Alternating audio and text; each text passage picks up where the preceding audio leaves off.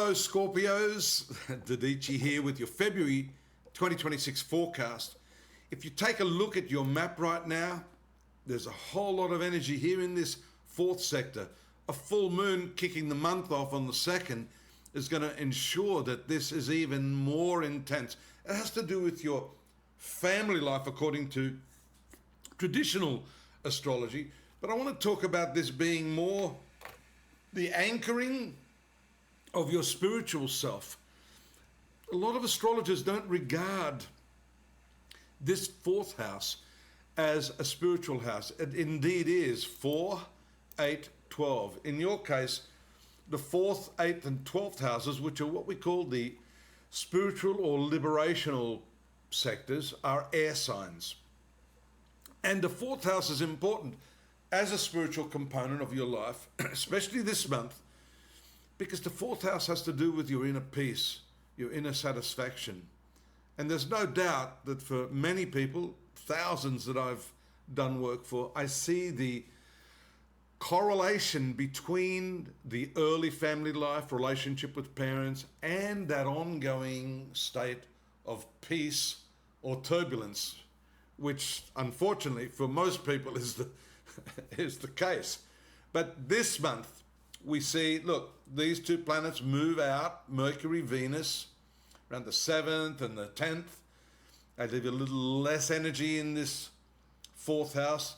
That's giving you a little bit of space in terms of your thinking and reasoning and your emotional output.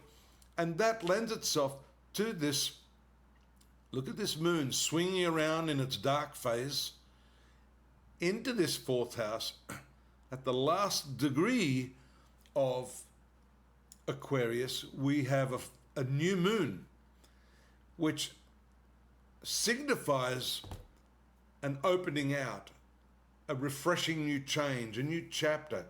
So for some of you, this may indeed reflect in the outer expression of this pattern. For some of you, it has to do with what I started the reading off with, which is the internal side of your life. Look, it doesn't matter where you live, how beautiful your house is.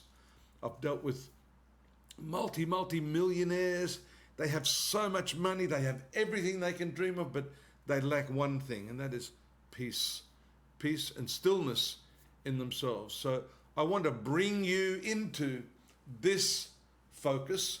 Mars, your ruling planet, is directionally weak during this cycle. It's strong up here, but weak down here in the 4th house of the horoscope.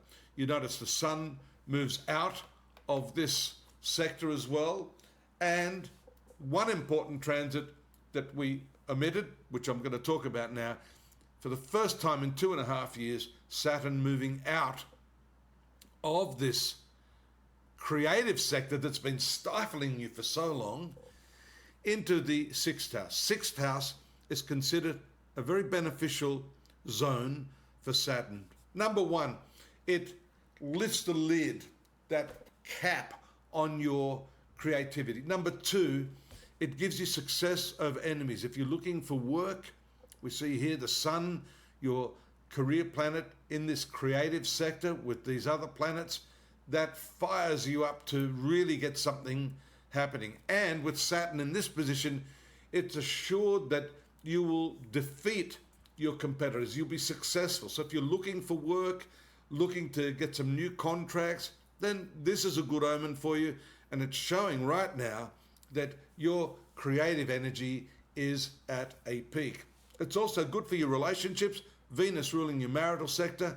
Here in this 5th house of love affairs, you can reignite those amorous feelings with the person of your choice. Of course, 5th house having so many planets here means you may have a few options, especially if you're single, hopefully only being single. So take that, pop on over to astrology.com.au. You can follow the links. Now you can put together this reading I've given you here, which is brief, in the context of your daily, weekly, monthly, and yearly readings. Shortly, I'm going to have the Chinese horoscopes up, and so you can compare what I've been saying today against what's likely in these other systems of astrology. Subscribe, please do. Drop me a line if you need clarification on any matter, need a reading or anything like that. And of course, I'll be back same time, same channel next month for March 2026. Till then, look after yourself. Bye-bye.